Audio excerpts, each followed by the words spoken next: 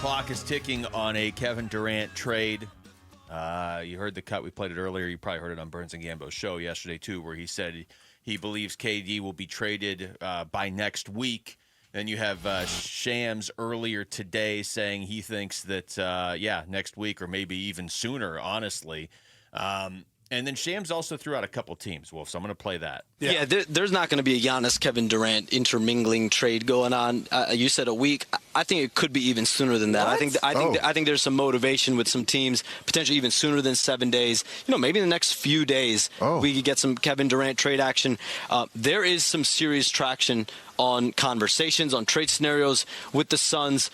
They've had about 6 to 8 teams reach out. There's been interest. There's been some offers. There's been some negotiations. But really in the last 24, 48 hours, I'm told the focus of the Suns conversation has been on a few of the teams. And here they are. The Houston Rockets, the Miami Heat, and the Minnesota Timberwolves. I'm told those are the 3 teams right now where a lot of the focus for Durant lies. There it is. Right there. Is it a surprise that there are multiple teams, that there are a lot of teams that are actually interested in Kevin Durant? No, it isn't. It's interesting how he said it, though. It kind of leaves it open to interpretation of if those 3 teams are the ones pushing the hardest for KD, or if those are the 3 teams the Suns are the most interested in making a deal with. You know what I mean? Like he said, the focus there. He didn't say these 3 teams are just they won't stop calling the Suns. Yeah. The only reason I say that is because Houston has been so vocal about how they don't need to improve their team, basically. That's essentially what they said. I mean, So are you reading into what he said? Are you reading into it, Luke? I'm kind of reading into it that maybe those are the teams that are in the mix that the Suns would most like to make a deal with. Which makes sense that Houston would be on that list. Yeah, I've always believed that there's got to be other teams that are out there looking at Kevin Durant. Mm-hmm. There's got to be other teams that are out there. We're talking about KD. I understand he's 37. He's 37 years old. I get that. At the same time, you're talking about a guy that has lost nothing. He hasn't. When the Suns acquired him, do you think he's lost anything since? No. Now, here's the thing. That was 2.5 years ago. Yeah, I mean, is the next 2.5 years, you can't bank on it.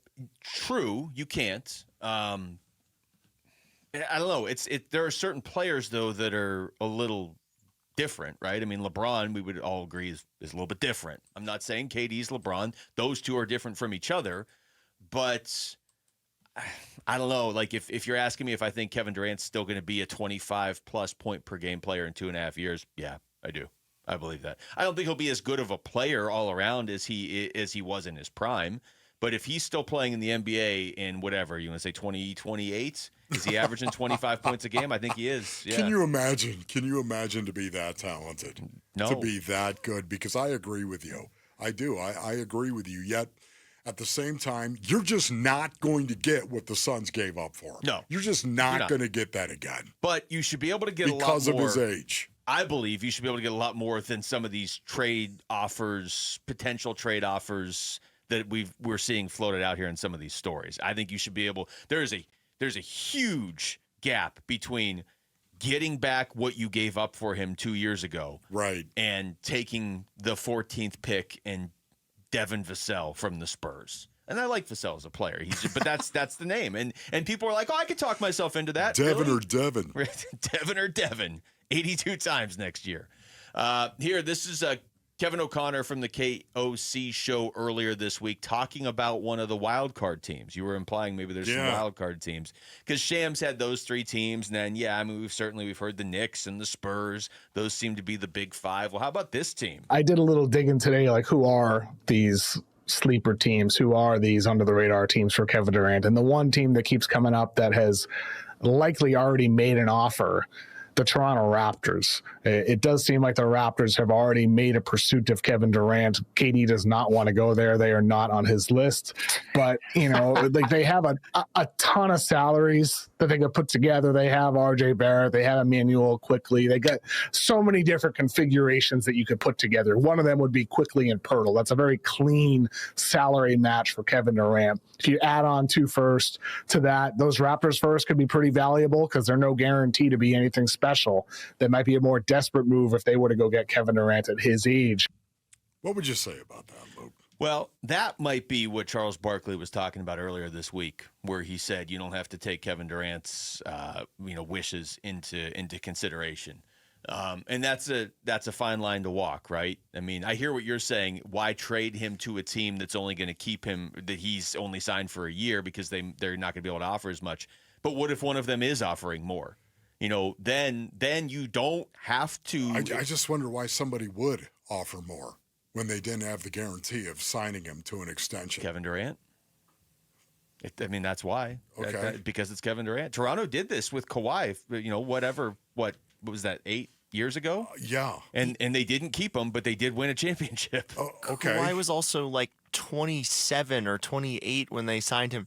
Also, is Emmanuel Quickly and Jakob Hurtle like a great return for the Suns? That sounds awful to me. Yeah, I don't love the return. No, there. but no offense to those guys. But why still, would a team do it? Toronto has done it before, and it worked with a championship. I'm just thinking about the logic of it all. I'm sorry. I don't buy into the whole idea that, you can go out and we're going to get KD for a half a year, or we're going to go out there and we're going to get KD for 1 year, and then we're going to let him walk. I just don't think you're going to give up a lot. You're going to give up stuff that other teams would give up when they know they've signed him to a 2-year extension. It doesn't make sense. It doesn't make sense. After this season. Unless these Logically, it makes no sense to do that to me. Unless these teams like Houston and because San Antonio. Because there is no guarantee you're going to win just because you got Kevin Durant. All right, but if Houston and San Antonio are offering trash and Toronto's offering more than trash, again, I'll go back to the Spurs trade we saw out there the other day, the 14th pick and Devin Vassell.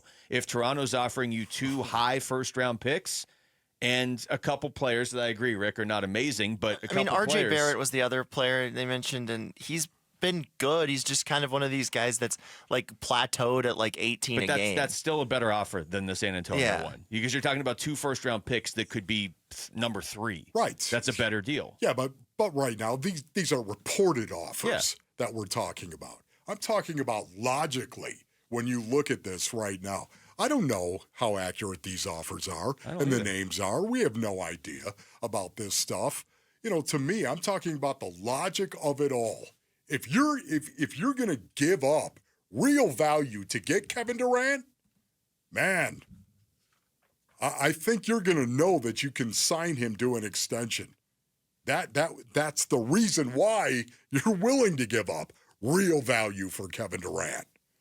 How about this? This is from the same show. This is Dan Titus, who is on with KOC. This was his response to Toronto specifically. They have the assets to go get KD. I just feel like KD would have to have done the Suns super dirty for him to be shipped out to Toronto. Like, I feel like that's probably like one of the last places he'd want to be. And I don't know KD, but I'm just assuming. From all the things that I've read about other players and their disdain for wanting to play in Toronto, like, I don't think that's the place he wants to be. But they got salary and they have viable veterans that they could send back in the trade. So if Toronto wants to listen to it, I think they should absolutely entertain it. I'm 1,000% with you, Wolf. It makes no sense why, let's just use Toronto, would offer more than Houston. It makes zero sense. Right. But if the Suns are in a rush to get this done, and for some reason they do feel like they're in a rush to get this done, and Toronto is offering more than Houston, then you got a real interesting conversation you got to have. You know what? I kind of love the fact that the Suns, this is what I believe. I believe the Suns have leaked the information that they are in a rush to get this done. To get these offers moving. To get these offers. You better come with it. You better bring it. I think, who knows? Ooh, Brian Gregory. Maybe this is you saying, yeah, let's go ahead and leak this. That, we want to get this done and over with right now. We're in a rush to get it done. We're ready to pull the trigger, as a matter of fact. So if you're listening out there, you better bring it. Bring us with your best offer, or this thing is going to be over, and you're going to be sitting there thinking we were going to negotiate, and we didn't. You get my point? Yeah. If you're the Spurs and you want to play around with these like That's small right. offers, or we'll just trade them. Well, he'll be traded before you wake up and realize we were serious. Maybe this is the organization. Maybe this is Brian Gregory. There's so much unknown right now because we don't know much about the Suns GM. Wouldn't that be interesting? Thanks for watching Wolf and Luke. Tap to see more and click the button in the middle to subscribe to Arizona Sports.